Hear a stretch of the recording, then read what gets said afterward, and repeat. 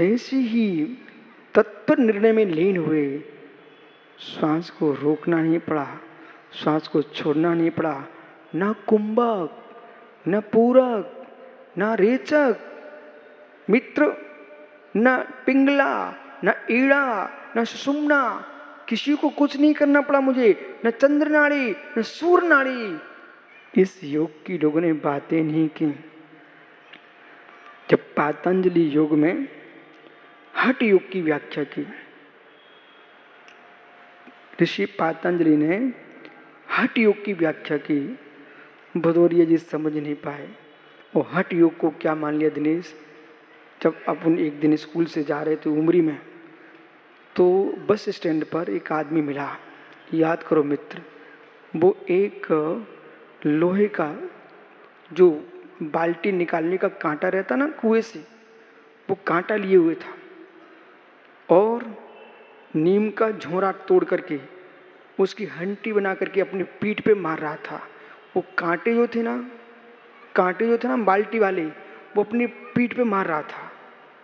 मित्र याद करो, स्कूल से लौटे थे अपन, वहाँ एक आदमी साधु था, साधु, वो हाँ समझ गया ना, वो पीठ पे मारा था सुब्र सागर। तो हम बच्चों ने पूछा वहाँ एक दुकानदार से, क्या है? तो एक आदमी बोलता, बेटा ये हठ योगी, हठ योगी। तो वो मेरे दिमाग में चला गया, हठ योगी, हठ योगी। बच्चों को कभी अज्ञानी मत समझा करो। ये घटना है 97 की। तो ये जब इंदिरा गांधी खत्म हुई थी, तो 94 में,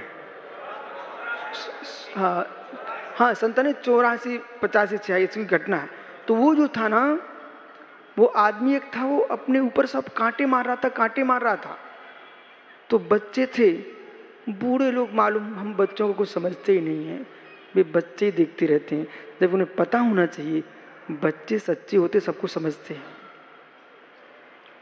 मैंने एक आदमी से पूछा, बच्चों ने, ये क्या है? बोले हठ योगी, हठ योगी। वो मेरे मस्तिष्क में चला गया, ये क्या हठ योग है? 84 में मैंने उस दृश्य को देखा और 96 में पातंजलि योग को मैंने अध्ययन किया। जब उसमें हठ योग पढ़ा, उनकी बाप रे, शास्त्र क्या कह रहे हैं और लोग कर क्या रहे हैं। हठ योग का अर्थ लगा लिए, जो मन में आए सो करते जाओ, अपने शरीर को खून खून खून कर दो। ये हठ योग की परिभाषा नहीं है। हठ योग का मतलब है योग न हट, योग से न हट, योग से न हट, योग से न हट। हठ योग काय बांग मना कर्म योगा, शरीर वचन मन, ये तीन का क्या नाम है? योग। तीनों को संभाल करके, एकाग्र बैठ करके चित्त ब्रह्म में लीन होना, उससे दूर नहीं हटना, इसका नाम है हठ योग, न कि शरीर को खून कर देना। क्या लोक में विपरीतता छा जाती है। वो बेचारा, वो साधु था, पूरे शरीर में छिल गया था, वो कांटे मार रहा था। उनकी पूछा क्या है? बोले हठ योग।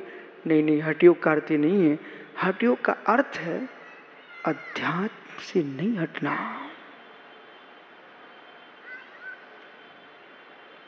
भैया प्रेमचंद जी, जैन दर्शन में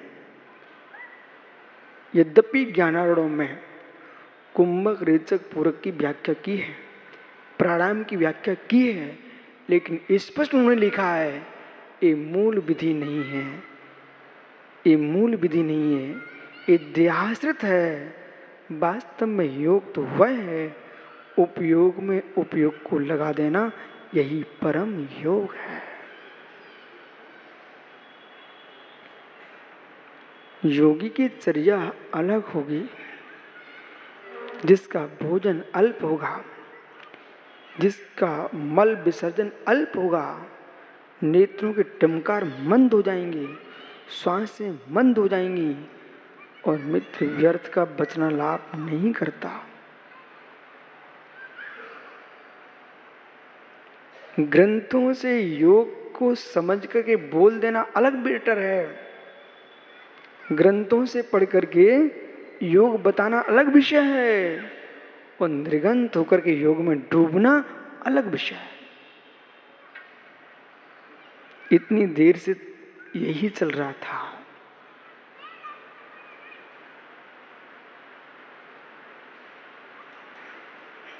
चिंतन में चित्त को लगा दीजिए, चिंतन में चित्त को लगा दीजिए और स्वानुभूति का रस का पान प्रारंभ कर दो। मित्र, यही योग है।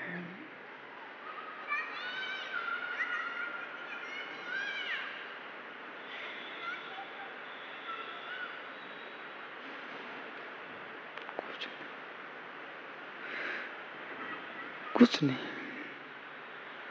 किमदम कीदृशम कस्य किमदम किमदम किमदम किमदम किमदम कीदृशम कस्य। ज्ञानियों बोलो इस श्लोक, किमदम कीदृशम कस्य।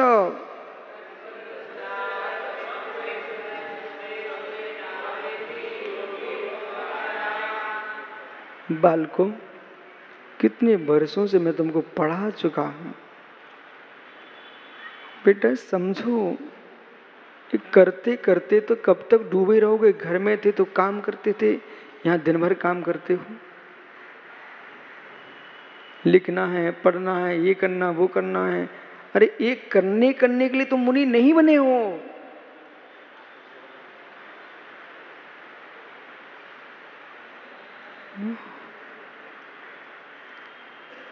छोड़ने के भी लिए बने हो।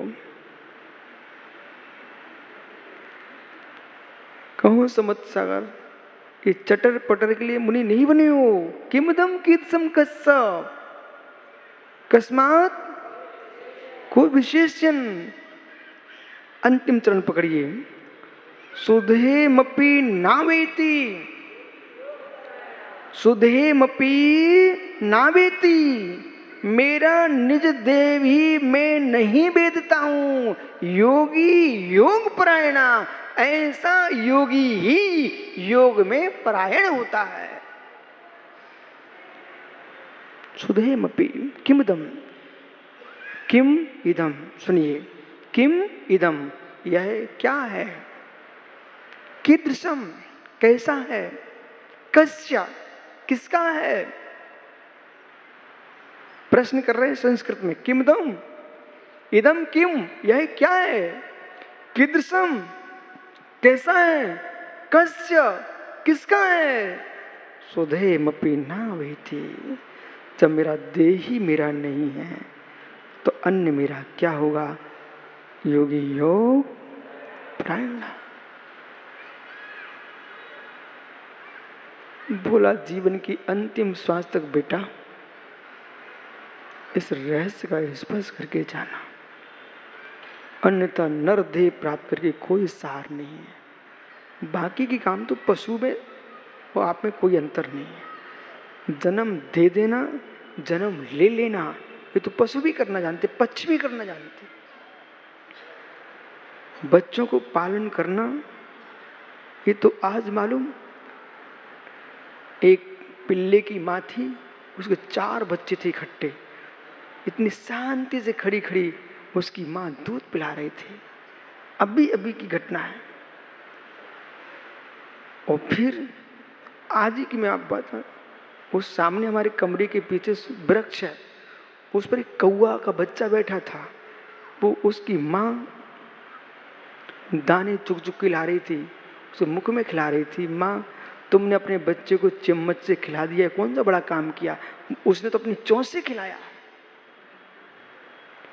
इसलिए जन्म दे देना, जन्म ले लेना, खिला देना, खा लेना, ये पशु भी करना जानते हैं। मनुष्य देह का सार कोई है तो योगी योग परायणा।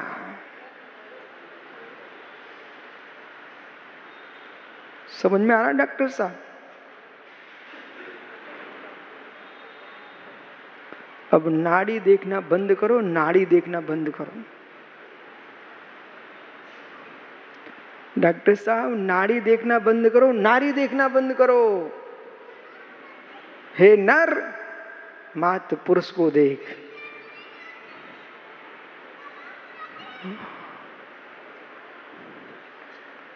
काल ने, अकाल ने क्या कह रहा है? हे ज्ञानी,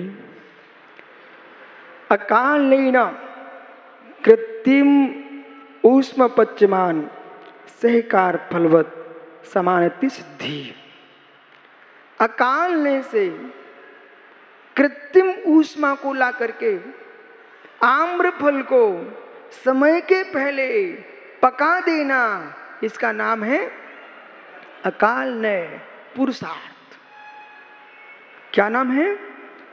पुरुषार्थ, अकाल ने।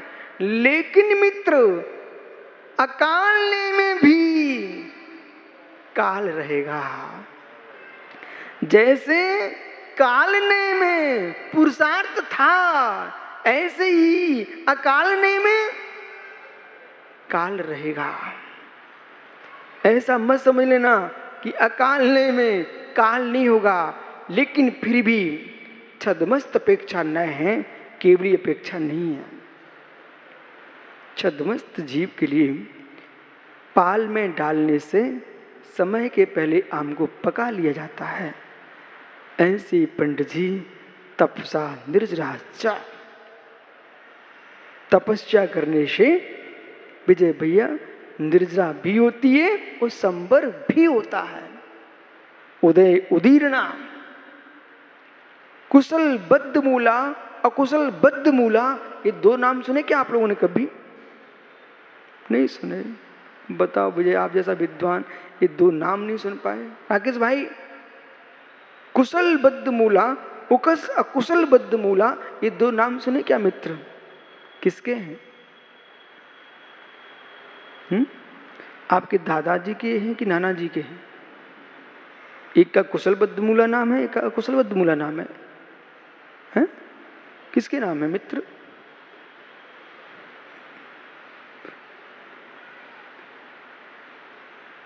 हे जीव, ये न नाना का नाम है न दादा का नाम है, ये निर्जरा का नाम है। कुशल मूला, अकुशल मूला, शैपाक निर्जरा, ऐपाक निर्जरा। जो कुशल मूला है उस निर्जरा का नाम है ऐपाक निर्जरा, अकुशल मूला है उसका नाम है शैपाक निर्जरा। कुशल मूला, अकुशल मूला जो अपने समय पर फल दे करके कर्म झर रहे हैं, उसका नाम है अकुशल मूला। जैसे कि केले के वृक्ष पर केला का फल लगा हुआ है, समय पर पकेगा तो समय लगेगा, अपने समय पर पकेगा। उसी को दिनेश भाई निकाल करके आपने पाल में दे दिया, पाल समझते ना, पाल लगा दिया तो समय के पहले पक गया, समय के पहले पक गया। इसका नाम क्या है? कुशल मूला।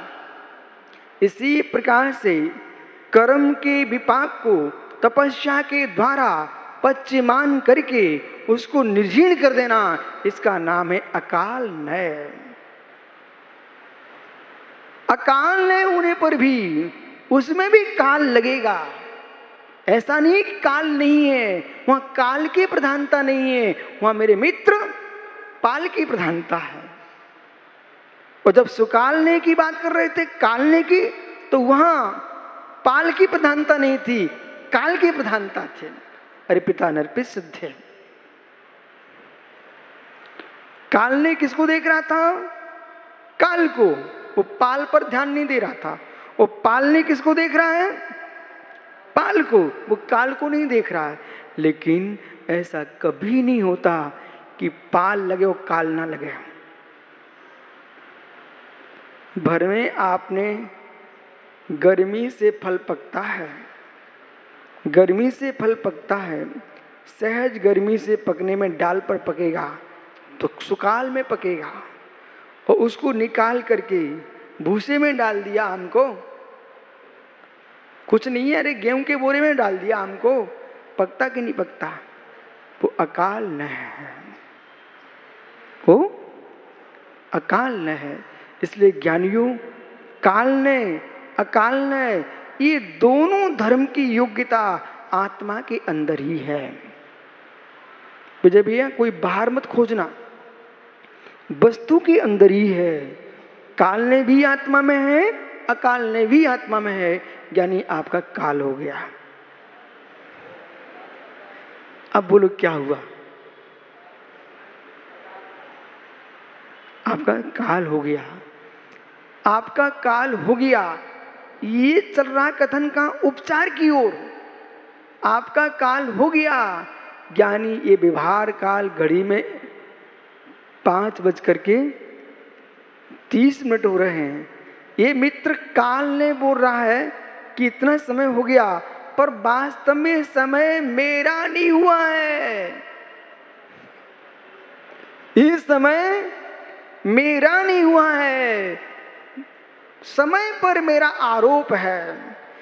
अब पकड़ो पंडित जी, 9 प्रकार का उपचार होता है, और जब तक नए शास्त्र, न्याय शास्त्र, न्याय शास्त्र का बोध नहीं होता तो इस बात को समझ नहीं पाओगे। अब मैंने क्या बोला? पंडित जी राकेश, अहो चैतन्य द्रव्य, घड़ी में देख तेरा समय हो गया है, 5:30 बज गए। तो कथन क्या चल रहा है? राकेश तुम्हारा समय हो गया है, जबकि काल भिन्न द्रव्य है, राकेश भिन्न द्रव्य है। द्रव में द्रव्य का उपचार, ये भी सत्य है, द्रव में द्रव्य का उपचार। जबकि व्यवहार काल दिख रहा है, निश्चय काल कहाँ दिख रहा है? व्यवहार से जीव दिख रहा है, राकेश निश्चय से कहाँ दिख रहा है?